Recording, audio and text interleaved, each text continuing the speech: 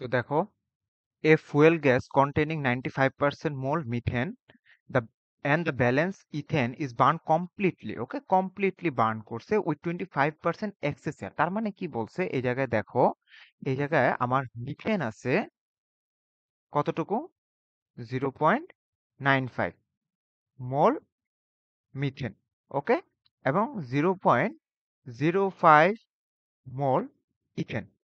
ঠিক আছে, এই জায়গায় আমরা এইটাকে কমপ্লিটলি বার্ন করছি, এবং কমপ্লিটলি বার্ন করছি কার থ্রুতে দেখো, কমপ্লিটলি বার্ন করছে কিন্তু 25% অফ এক্সেস এয়ার। তার মানে এই নিচে আসবে এয়ার, ঠিক আছে, এয়ার আসবে।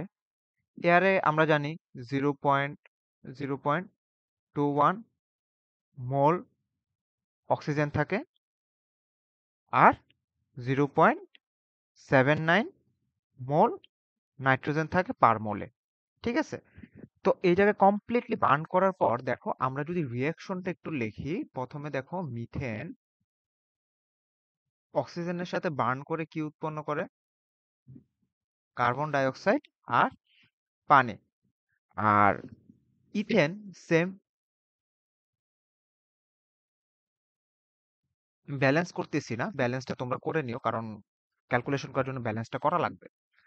তো কি বলছে, the stack gas leaves the furnace at 900 degree Celsius. তার মানে আমার যে প্রোডাক্টটা বের হবে ফার্নেস থেকে, স্ট্যাক গ্যাস, তা 900 ডিগ্রি সেলসিয়াসে বের হচ্ছে এবং is cooled to 450 degree Celsius in a waste heat boiler. এই যে ওয়েস্ট হিট, তারপরে এই যে স্ট্যাক গ্যাসটা বের হবে, সেটা একটা ওয়েস্ট হিট বয়লারে যাবে। ঠিক আছে, ওয়েস্ট হিট বয়লারে সে কুলড হবে, কত ডিগ্রিতে নামবে, 450 ডিগ্রি সেলসিয়াস। তারপর কি বলছে, কুল হওয়ার পর এই হিট এক্সচেঞ্জার ইন হুইচ, এইটা কিন্তু একটা হিট এক্সচেঞ্জার, এই ওয়েস্ট হিট বলে একটা heat exchanger, in which heat loss by cooling gases is use to produce steam from liquid water for heating, power generation and process application. আচ্ছা, তো এই জায়গায় দেখো, taking as a basis of calculation 100 mole of fuel gas. ঠিক আছে, তার মানে এই জায়গায় আমার কি বলছে, বেসিস ধরে নিতে বলছে 100 মোল ফুয়েল। দেখো, আমার আমার কনসার্ন যেটা, আমার কনসার্ন হলো এই পার্টটুকু আমার কনসার্ন না। এটা হলো র একদম ম্যাটেরিয়াল ব্যালেন্স কম্বাস্টনের ওই জায়গা থেকে এই ডাটাগুলা তোমরা বের করবা।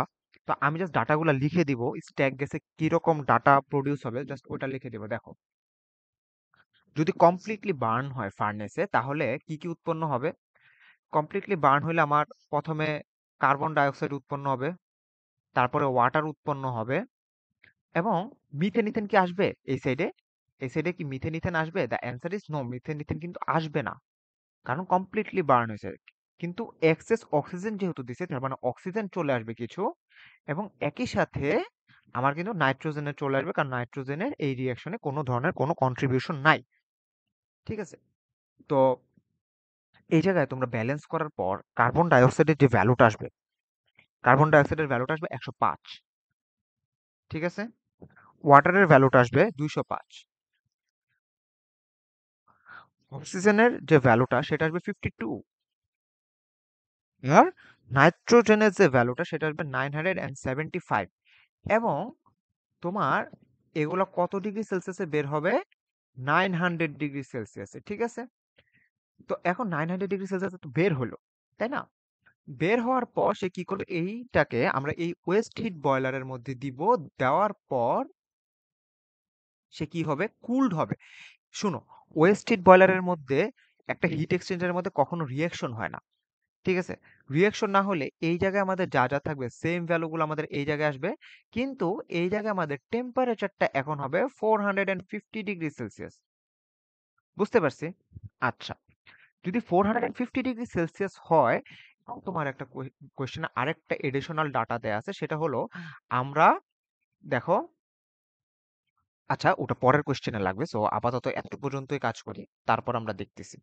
দেখো, calculate the amount of heat that must be transferred from the gas in the waste heat boiler to accomplish the indicated cooling।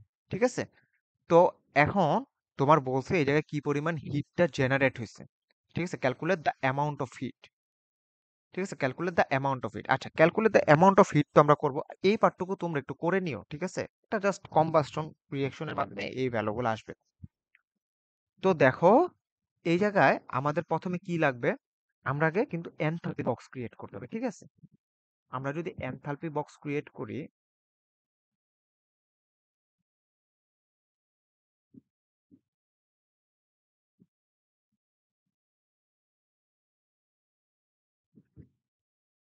এটাকে কম্পাউন্ড, ঠিক আছে? এটা হলো এন ইন, এটা এইচ ইন, এটা এন আউট, এইচ আউট, ঠিক আছে? এবং দেখো এই জায়গায় কে কে আছে, কার্বন ডাই অক্সাইড ছিল, পানি ছিল, অক্সিজেন ছিল এবং নাইট্রোজেন ছিল, ঠিক আছে? এবং এন ইন, এই যে ভ্যালুগুলো আছে, 105, 205, 52, 975।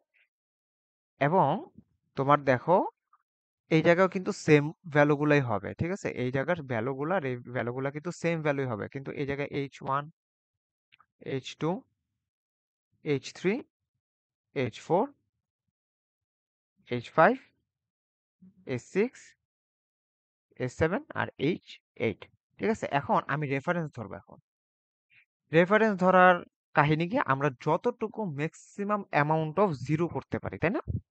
এখন ম্যাক্সিমাম অ্যামাউন্ট অফ জিরো আমি করতে পারবো কখন, দেখো, আমরা যদি রেফারেন্স ধরি, প্রত্যেকটা কম্পাউন্ড আমি যদি, ধরো কার্বন ডাই অক্সাইড, পানি, তারপরে অক্সিজেন, নাইট্রোজেন, সবগুলোকে আমি ভ্যাপার ফেজে ধরলাম, ঠিক আছে? ভ্যাপার ফেজে ধরলাম এবং 450 ডিগ্রি সেলসিয়াসে ধরলাম, এটা ধরলাম আমার রেফারেন্স। তাহলে এইটা যদি আমি রেফারেন্স ধরি, তাহলে এই ভ্যালুগুলো সব কি আসবে, জিরো আসবে না? কারণ আমার আউটলেটে কত ডিগ্রি সেলসিয়াস ছিল, আউটলেটে কিন্তু 450 ডিগ্রি সেলসিয়াস ছিল। তো 450 ডিগ্রি সেলসিয়াস যেহেতু ছিল, তাহলে আমি এই টেম্পারেচার অনুসারে রেফারেন্স ধরছি, রেফারেন্স ধরলে এই সবগুলো আসবে জিরো। তাহলে আমার just H1, H2, H3, H4 বের করতে হবে, ঠিক আছে? H1, H2, H3, H4 কিভাবে বের করব, দেখো, আমরা যখন কার্বন ডাই অক্সাইড চিন্তা করব, H1 এর জন্য আমি যদি চিন্তা করি, দেখো H1, H1 এটা জাস্ট কি করব, 450 থেকে 900 পর্যন্ত জাস্ট সিপিডিটি করব, কার্বন ডাই অক্সাইড গ্যাসের, ঠিক আছে? একটা ভ্যালু আসবে, এটা আসবে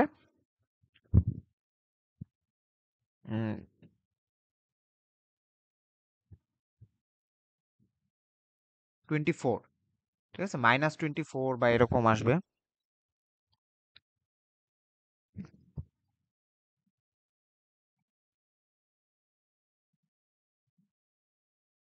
গ্যাসের। আচ্ছা, এটা কার, কার্বন ডাই অক্সাইডের জন্য, ঠিক আছে? সেম ভাবে তুমি H2 বের করবা, H2 কি, ওয়াটার। এবং তোমার রেফারেন্স আবার 450 থেকে 900 পর্যন্ত সিপিডিটি করবা, H2 গ্যাস, ঠিক আছে? H3 এর জন্য বি এর টেবিল আছে, বি এর টেবিল থেকে নিবা। এবং H4 এর জন্য বি এর টেবিল আবার রিড করবা। তাহলে তুমি চারটা ভ্যালু পাওয়া যাবে। এখন তোমার কাজ কি, হিট ক্যালকুলেট করা, তাই না? এখন হিট ক্যালকুলেট করব কি, আমরা দেখো Q is equal to out is equal to N,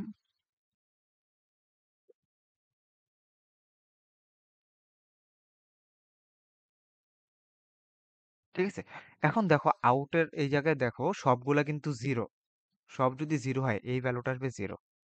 এবং তোমার এই জায়গা থেকে H1, H2, H3, H4 এই চারটার সাথে এই ভ্যালুগুলা গুণ করবা,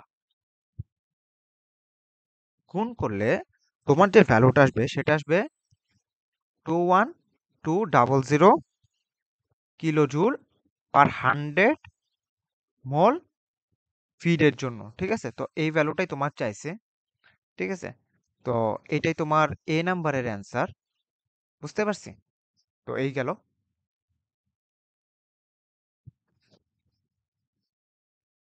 দেখো এই জায়গায় পরের কোয়েশ্চেনটা তোমার কি বলছে, how much saturated steam at 50 bar can be produced from boiler feed water at 40°C for the same basis of calculation. তার মানে তোমার এই যে ওয়েস্ট হিট বয়লার, এটা কিন্তু একটা হিট এক্সচেঞ্জার, তাই না?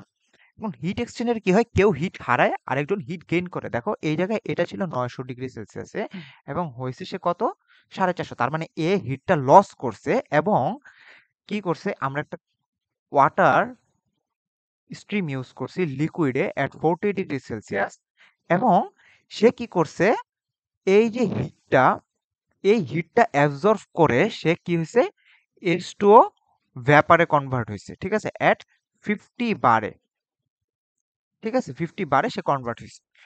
এখন লিকুইডের টেম্পারেচার কিন্তু কম এবং ভ্যাপারের টেম্পারেচার বেশি। তার মানে স্ট্যাক গ্যাস আমার টেম্পারেচার মানে হ্যাঁ হিটটা লস করছে অথবা টেম্পারেচার তার কমে গেছে এবং এই যে লিকুইড ওয়াটার ছিল তার টেম্পারেচারটা কম ছিল কম্পারেটিভলি এবং সে কি করছে, হিটটা নিয়ে লিকুইড থেকে ভ্যাপারে কনভার্ট হয়ে গেছে।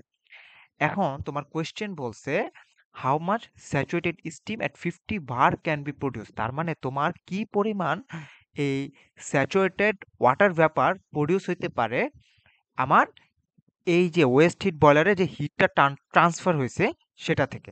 এখন দেখো তুমি এই দুই জায়গার, তাহলে আমি যদি চিন্তা করি Q is equal to MH2O into H out H in, আমার এই ডাটাগুলো লাগবে। এখন কিউ এর ভ্যালু আমরা জানি, কিউ এর ভ্যালু আমরা আগে বের করে আসছি, কারণ হিট এক্সচেঞ্জের কি হয়, একজন হিটটা হারায় আর একজন হিটটা গেইন করে। তার মানে এইটা আসবে 21200, যেটা আমরা অলরেডি পাইছি, ঠিক আছে।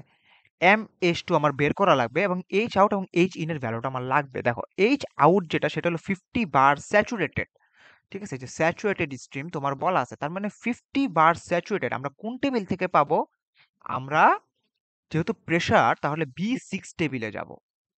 B6 টেবিলে যাওয়ার পর 50 বার স্টিমের জন্য আমাদের এনথালপির যে ভ্যালুটা সেটা আসবে 2749.2, ঠিক আছে।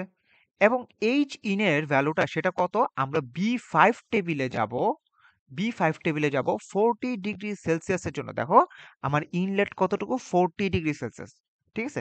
তো 40°C জন্য আমরা বের করব, এটা আসবে 167.5, ঠিক আছে। তো তোমার MH2O চলে আসবে, সেটা আসবে 8.07 কেজি, ঠিক আছে, কেজি স্টিম পার 100 মোল ফুয়েল, ঠিক আছে। তো এটা ছিল তোমার 2 নাম্বারটার অ্যান্সার। এখন দেখো সি নাম্বারটা কি বলছে, at what rate must fuel gas be burn to produce 1250 KG steam per hour, ঠিক আছে, in the waste heat boiler. তার মানে আমরা এই জায়গা থেকে আমরা একটা ইউজ করব। দেখো সি নাম্বারটা যদি আমরা করি, আমাদের এই যে 8.07 কেজি স্ট্রিমের জন্য কতটুকু ফুয়েল লাগছিল, 100 মল, তাই না? তো আমরা এখন ঐকিক নিয়ম করব একটা। তো ঐকিক নিয়ম করলে মোটামুটি বের হয়ে আসবে জিনিসগুলো। দেখো